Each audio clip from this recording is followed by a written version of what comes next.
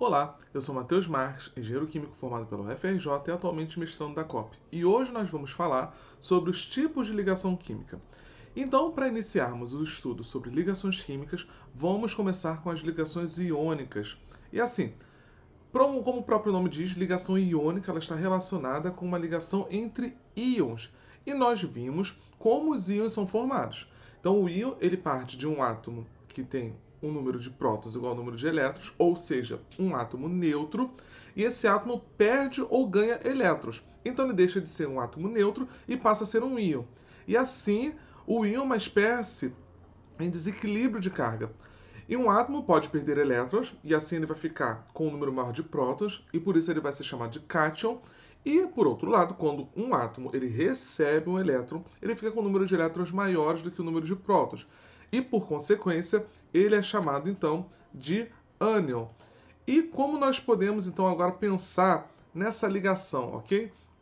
De um modo geral, a gente quer saber se um átomo prefere perder ou ganhar elétrons e quantos elétrons. E aí que entra o que a gente vai chamar de regra do octeto.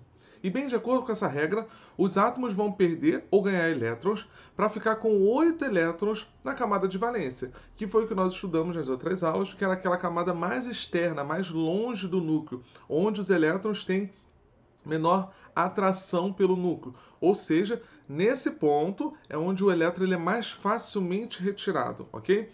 Isso porque com 8 elétrons na última camada, eles ficam mais estáveis, ficando assim com configuração igual à de um gás nobre ou do gás nobre mais perto dele, certo? Então, por exemplo, se você pega ali aqueles elementos da família dos halogênios, você vai perceber que para ele se transformar num octeto, tem um octeto na sua configuração. Por exemplo, vamos pegar o flúor, que está lá na nossa casinha, na família dos halogênios. O flúor tem 9 como número atômico. Então, se eu faço uma distribuição eletrônica aqui, eu tenho 1s2, 2s2, 2p5, certo?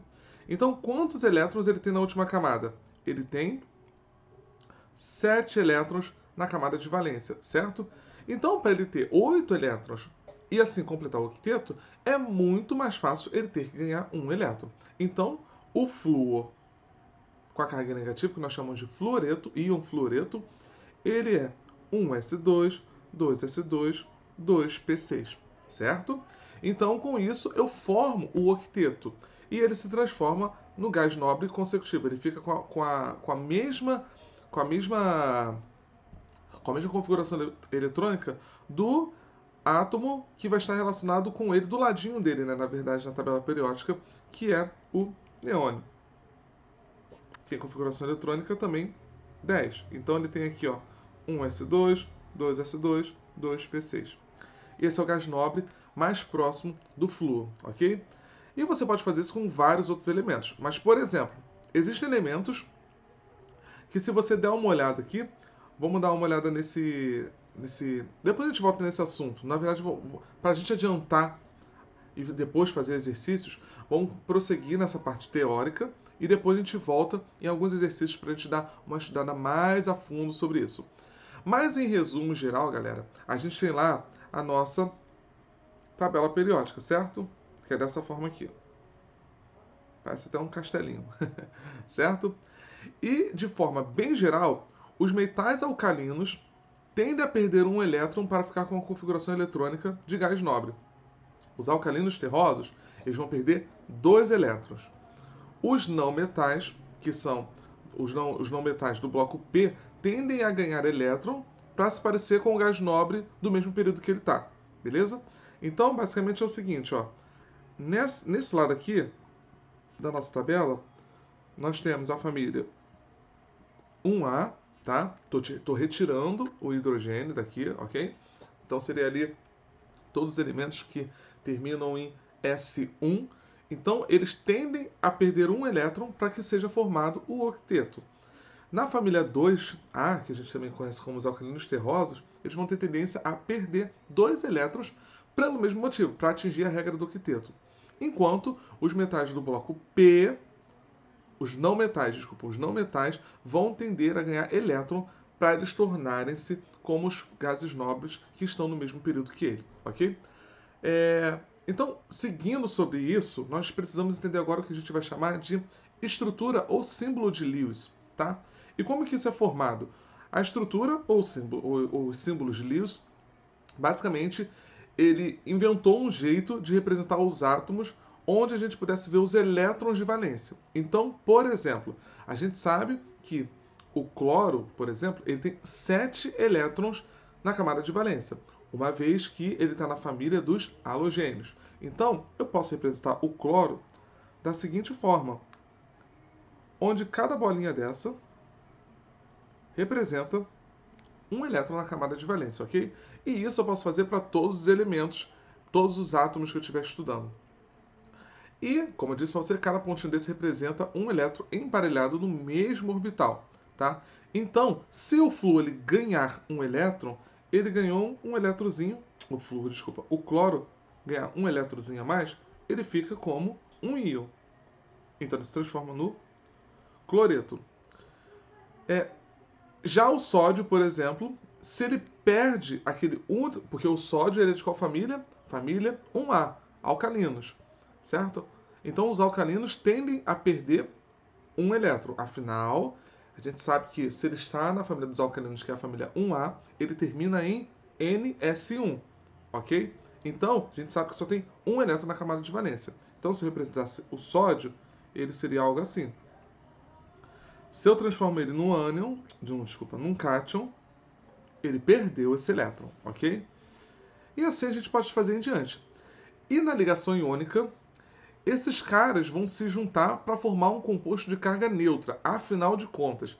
Lembrem-se sempre disso. Eu prefiro ter uma carga neutra porque isso traz uma maior estabilidade ao meu sistema, ok? E na natureza, a gente sempre quer ter a menor energia possível no meu sistema para que eu tenha uma certa estabilidade, ok? Então, por exemplo, o que a gente vai fazer? A gente pode juntar o cloreto, certo? O ânion cloro com o cátion sódio e formar o nosso famoso sal de cozinha, que é o cloreto de sódio. Então, o que a gente pode ter aqui é isso aqui, ó. Sódio mais com o cloreto, ok? Carga negativa, ok? E como acontecem essas ligações iônicas? Como a ligação iônica ocorre entre cátions e ânions, a gente costuma dizer que um ânion, certo? Ou um átomo, seja ele qual for, doa elétrons para o outro. Então, o que acontece aqui na prática é o seguinte: vamos pegar o cloreto de cálcio, tá? Que é um clássico também. O cálcio está na família 2A, dos alcalinos terrosos. Então a gente sabe que todo mundo da família 2A termina em Ns2. Então ele tem 2 elétrons de valência, correto? Então, o que a gente pode escrever aqui? Que o cálcio ele vai ter 2 elétrons de valência, certo? E o cloro tem 7. Ok? Então, 1, 2, 3, 4, 5. Quanto tem aqui? 7. E eu vou botar um outro cloro aqui também. Ok? Por que eu estou fazendo isso, gente? O número da carga do meu cátion vai determinar o número de mols do ânion que eu preciso para formar o meu composto neutro. Então, por exemplo, se o cálcio ele perde 2 elétrons para formar o octeto, ele fica com carga mais 2.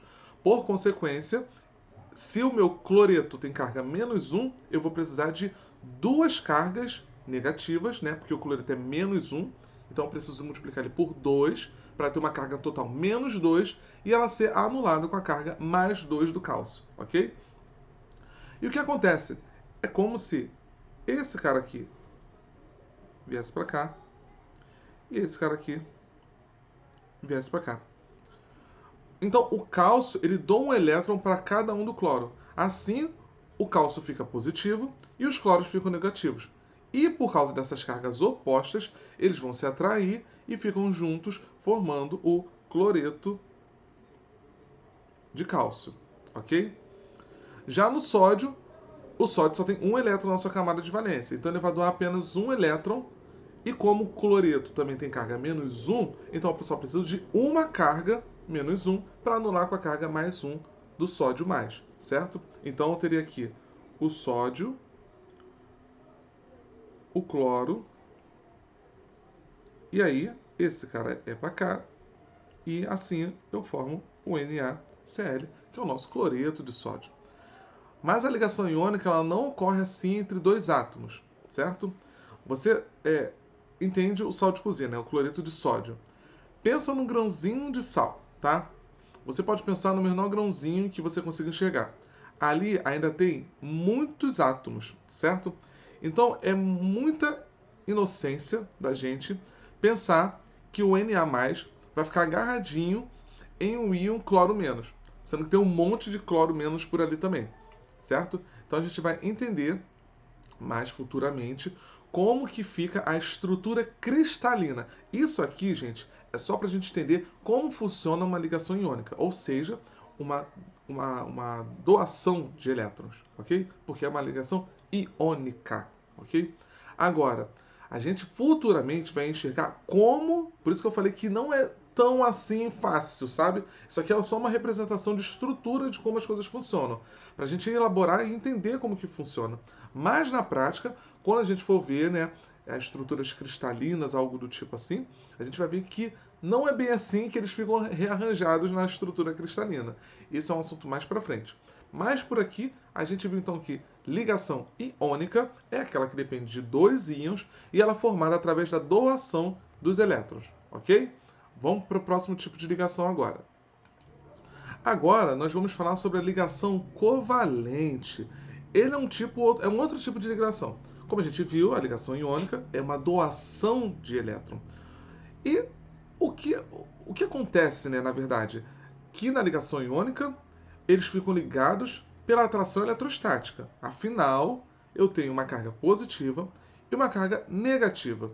Mas o que acontece se nenhum dos dois átomos, por exemplo, quer perder algum elétron? Tipo, eu não quero dar elétron para ninguém. E eu não quero perder elétron para ninguém. Eles ainda podem se ligar? Sim, eles podem se ligar.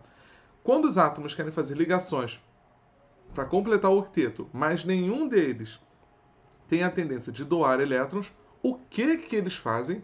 Eles compartilham o elétron. E é isso que define basicamente a ligação covalente. Então, a ligação covalente ela compartilha elétrons, ok?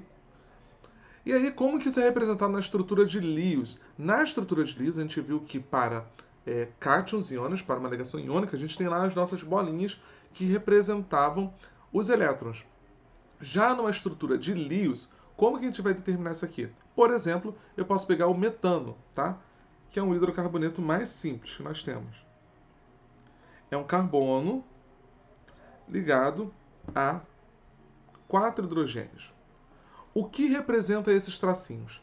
Cada tracinho desse representa uma ligação. E uma ligação ela vai ser sempre formada, na ligação covalente, por um par de elétrons. Então é como se aqui tivesse um parzinho de elétron, um outro par, um outro par, um outro par, um outro par. Onde cada um desses elétrons que está ali no par compartilhado, um pertence a um dos elementos, no caso o carbono, e o outro pertence ao outro elemento, que nesse caso é o hidrogênio. E eles podem compartilhar um par de elétron, dois pares de elétron ou três pares de elétron. Então, por exemplo, nós temos essa ligação aqui do N2, do gás de nitrogênio.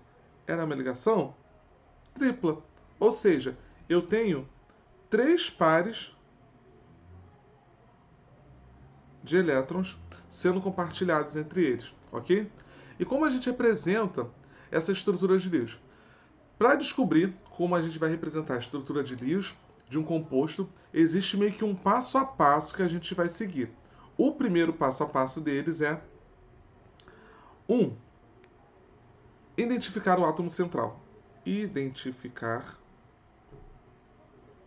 o átomo central. Ok? E normalmente o átomo central ele está sempre em menor quantidade e ele é o que vai fazer o maior número de ligações. ok? Agora, a gente vai ligar os outros átomos ao átomo central, respeitando a valência do átomo central, ou seja, a regra do octeto. Então, tipo assim, vamos olhar para o nosso metano novamente, certo? O metano tem o carbono como átomo central. E para o carbono, a nossa configuração eletrônica, né, ela é dada por 1s2, 2s2, 2p2, certo? Então, essa aqui é a camada de valência, ok? Então, isso aqui vai ser o nosso passo 2. Deixa eu anotar aqui o passo 2. Ligar os outros átomos ao átomo central, respeitando a valência do átomo central, ok? Ou seja, o octeto. Então, beleza. Então, o carbono ele tem quantos elétrons de valência? 4 elétrons de valência. Então, o máximo de ligações que ele pode fazer, certo?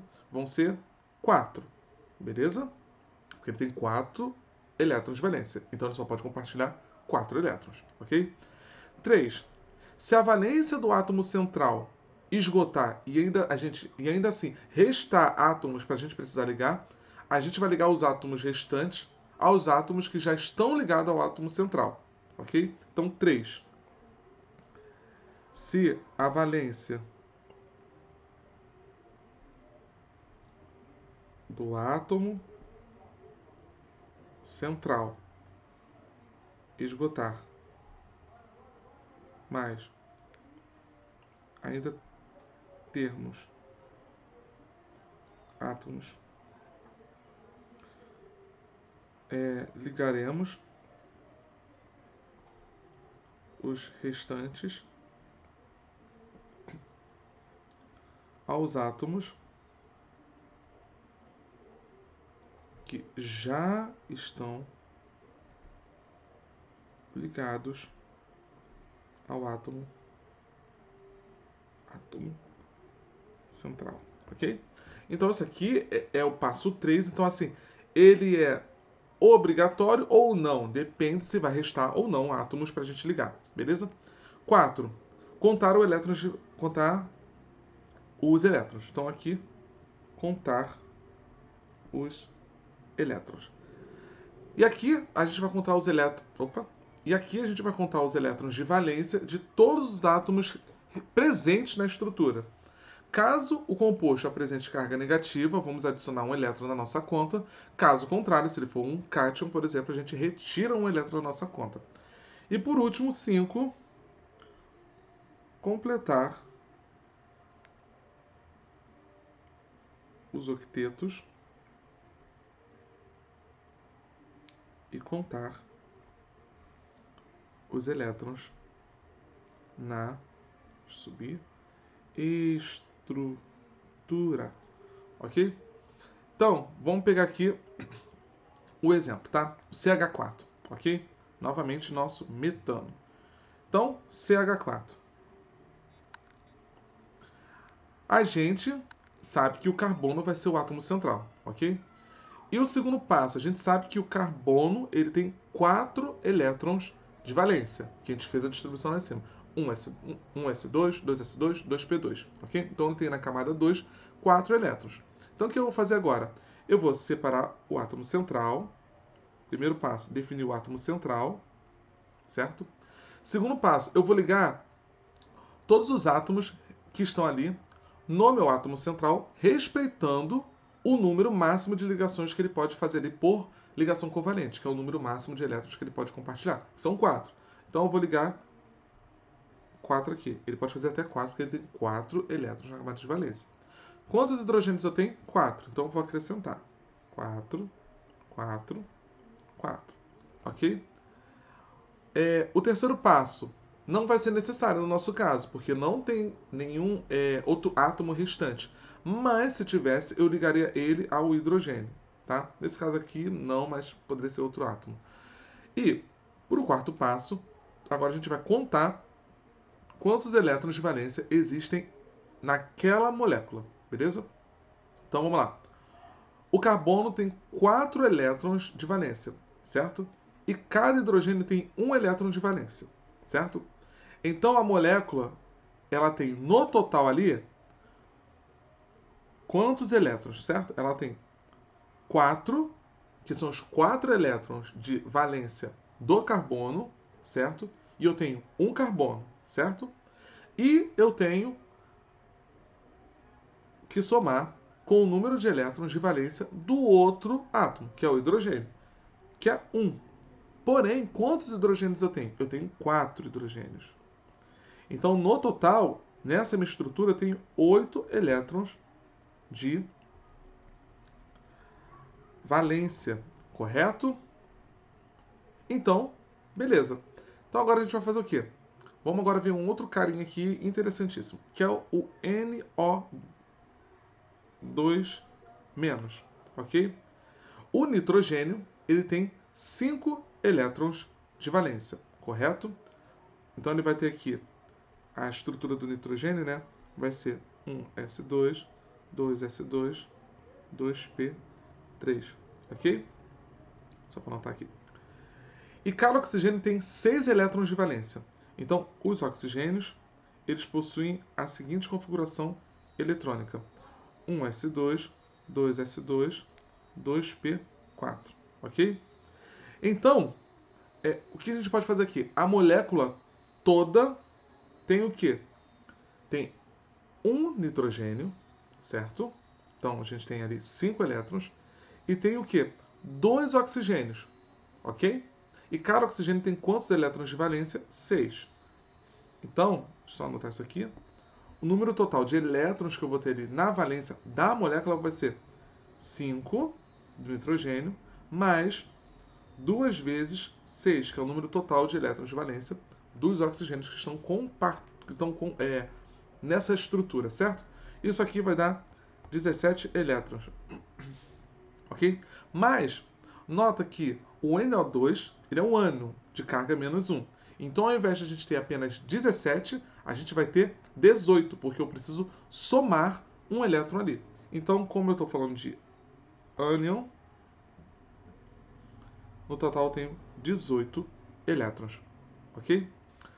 E no quinto passo, a gente vai completar o octeto e contar os elétrons da estrutura de Lewis. Começa contando quantos elétrons cada elétron tem. Se alguém tiver menos de 8 elétrons, a gente precisa colocar mais elétrons nesse cara. Não esquece que o hidrogênio completa o octeto apenas com 2 elétrons, beleza? Então, por exemplo, vamos dar uma olhada aqui no NO2, tá? Então, nossa estrutura inicialmente, quando a gente fez a contagem, ela seria o quê? Pega o átomo central e liga os átomos que estão restantes ali. Então, para o NO2 menos 1 seria isso aqui. Correto? Seria desse aqui. Mas agora vamos contar, tá? O número de elétrons.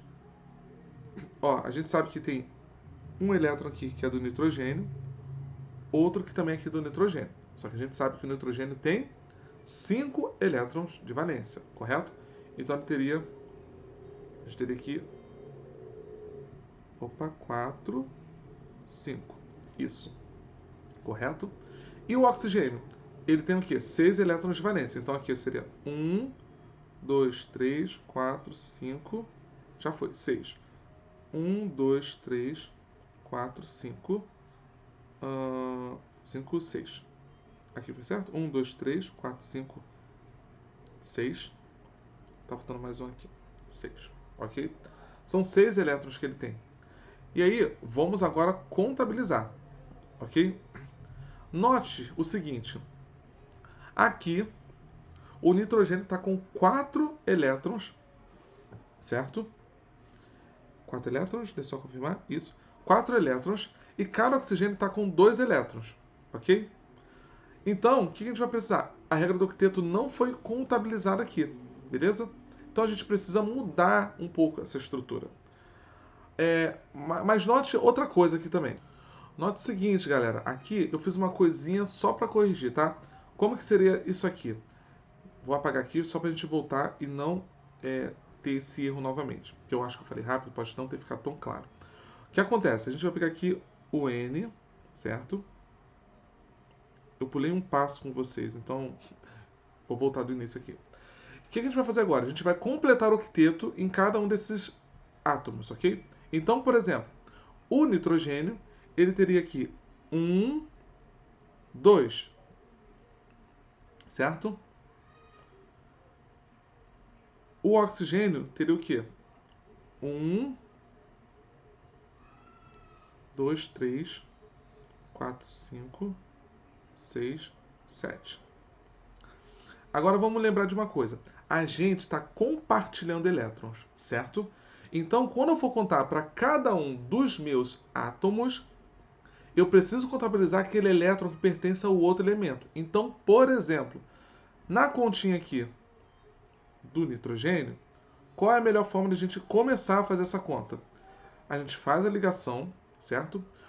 Já contabiliza aqui que o nitrogênio ele vai ter 4 elétrons, porque eu tenho um elétron aqui, outro aqui, um aqui e outro aqui. Lembrando, esses elétrons estão compartilhados entre os átomos. Então, o nitrogênio aqui está com 4 elétrons já. E para completar o octeto, ele precisaria de mais 4 elétrons. Então, eu acrescento mais 4 elétrons. O oxigênio.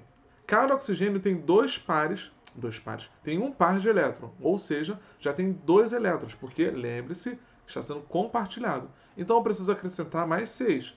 1, 2, 3, 4, 5, 6. Correto? Mesma coisa aqui para o nosso oxigênio. Beleza até aqui? Mas notem, o que a gente lembrou lá? Quando a gente fez aquela conta de somar os elétrons totais de valência da minha estrutura, a gente viu que teve um número de 18, correto? Mas se a gente contar quantos elétrons a gente tem nessa estrutura que a gente desenhou aqui agora, a gente vai ver que a gente tem no total de 20 elétrons. Então a gente teria aqui 1, 2, 3, 4, 5, 6, 7, 8, 9, 10, 11, 12, 13, 14, 15, 16, 17, 18, 19, 20. Então isso aqui tem 20 elétrons, que é diferente da contabilização que a gente fez ali em cima, que eram 18 elétrons, certo? Então, como que a gente pode mudar isso, certo? Para mudar isso, a gente costuma acrescentar uma ligação. Obviamente, pegando um dos pares do átomo central de elétron e usando ele para ser compartilhado, ok? Então, o que a gente pode fazer aqui? A gente pode fazer uma mudança na estrutura. E é assim que você vai ver se a sua estrutura de Lewis está correta ou não. Você vai contabilizar o número de elétrons de valência, vai montar sua estrutura usando o átomo central ligado aos átomos que estão ao redor, completando o octeto deles, e depois vai ver a diferença dessa conta. Então, por exemplo, aqui, nós temos 20. Para transformar isso em 18, o que eu posso fazer aqui? Eu posso usar uma ligação dupla aqui, e uma individual aqui, ok? E aí vamos contabilizar, né? E a gente faz aqui a contabilização. Certo? Então, olha só que legal que aconteceu aqui. Se você agora contar quantos elétrons eu tenho aqui, vamos contabilizar. Eu tenho 1, 2, 3, 4, 5, 6, 7, 8, 9, 10, 11, 12, 13, 14, 15, 16, 17, 18. Correto? Que é exatamente a mesma quantidade de elétrons que a gente contabilizou anteriormente. Então aqui a gente vai ter a nossa estrutura, beleza?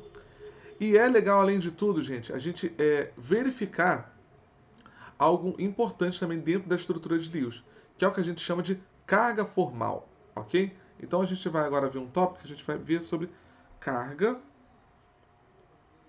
formal, ok? Por exemplo, como que a gente pode fazer essa conta para carga formal desse nosso composto aqui, ok? Então vamos pegar a estrutura dele. Só que agora eu vou desenhar de cor diferente os elétrons que são pertencentes ao hidrogênio e os elétrons que são pertencentes ao oxigênio. Então o nitrogênio aqui, a gente viu que estava assim, né? A nossa estrutura é dessa forma. Então aqui eu tenho um elétron que está do nitrogênio, 2, 3, 4, 5, ok? E os restantes da nossa estrutura são do oxigênio. Então aqui, ó,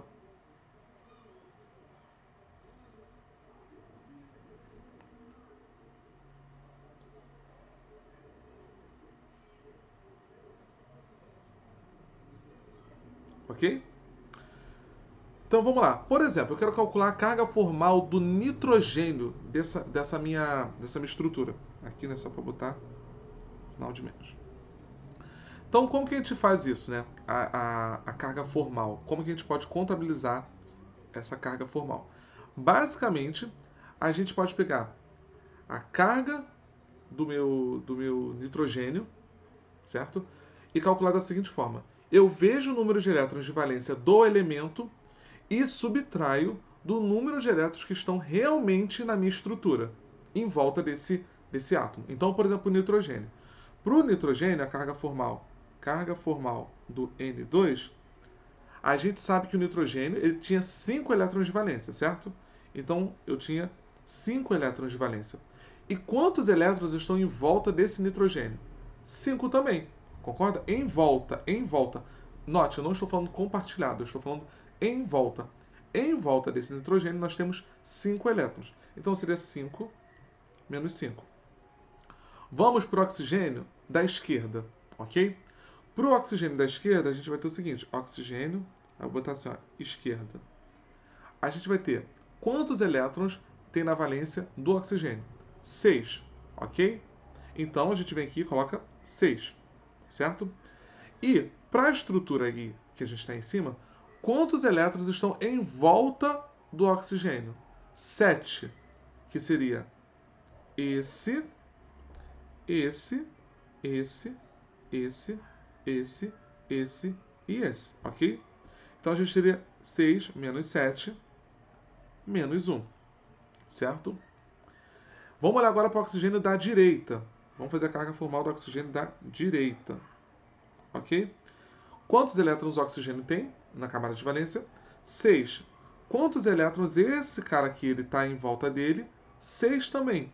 Se você olhar, eu tenho 1, 2, 3, 4, 5, 6. Então eu tenho aqui 6 menos 6 igual a 0. E aí que vem a prova real.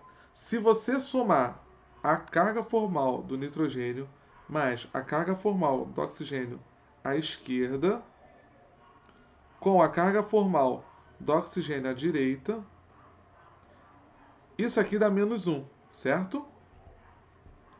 E olha, menos 1 é a carga total do meu ânion, do NO2 menos 1. Então, qual é a prova real que você fez a conta certa e a estrutura de Lewis certa? Depois que você fez a estrutura de Lewis, você calculou a carga formal.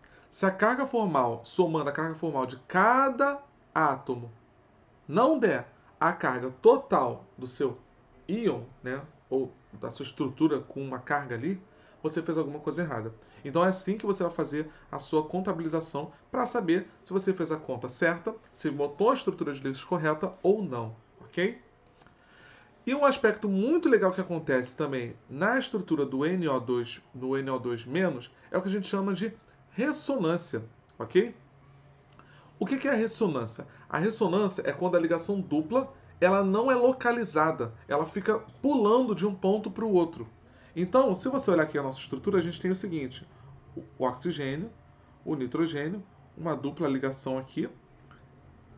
Vou botar aqui os elétrons, ok? Da nossa estrutura. Ok? E o que acontece na ressonância? Na ressonância, esse par de elétron aqui pode vir para cá e se transformar numa. Deixa eu botar até o sinal de menos aqui. Numa ligação dupla, ok? Só que, se eu transformo isso aqui numa ligação dupla, eu não posso simplesmente manter a ligação do outro lado. Então, essa ligação aqui vem para cá e se transforma no que a gente chama de estrutura de ressonância, que é exatamente a mesma coisa, porém com a dupla ligação deslocalizada, tá?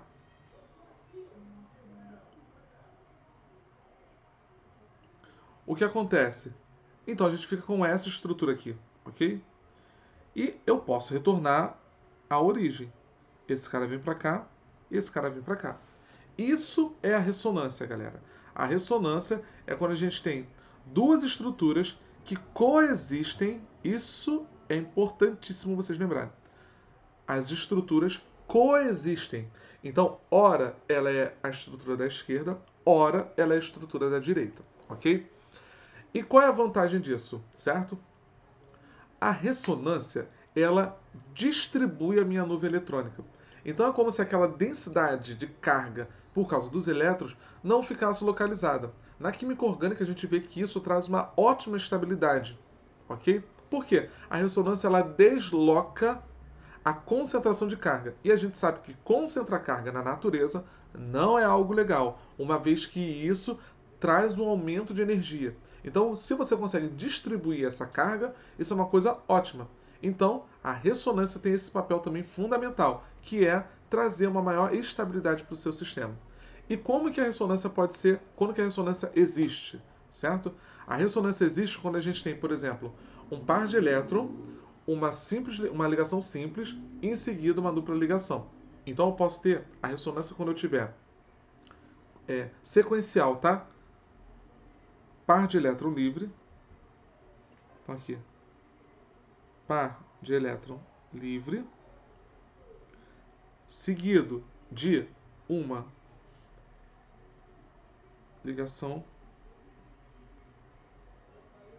dupla. Ok? Porque esse par de elétron livre ele vai descer e a ligação dupla que estava do outro lado vai subir. Vai se tornar na carga negativa, no outro par de elétron do outro átomo, igual a gente fez aqui em cima. Outro jeito também é ter ligação dupla e simples intercalada, tá?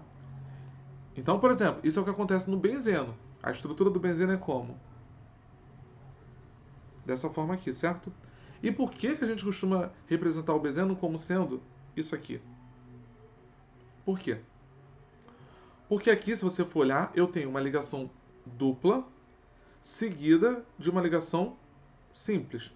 Então, olha o que acontece aqui. A ressonância. Esse par de elétrons que está aqui compartilhado, ele vem para cá.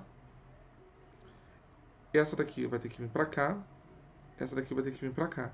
Então, o que acontece é que a gente tem uma estrutura dessa forma aqui. E eu posso fazer o quê? Eu posso agora voltar para cá, essa voltar para cá e essa voltar para cá. E voltar à estrutura inicial que eu tinha aqui em cima. Certo? Então, por isso que a gente representa o benzeno dessa forma. Ok? Então, agora a gente vai entender como que isso... o que acontece, né, na verdade, quando a gente tem esse deslocamento dos elétrons.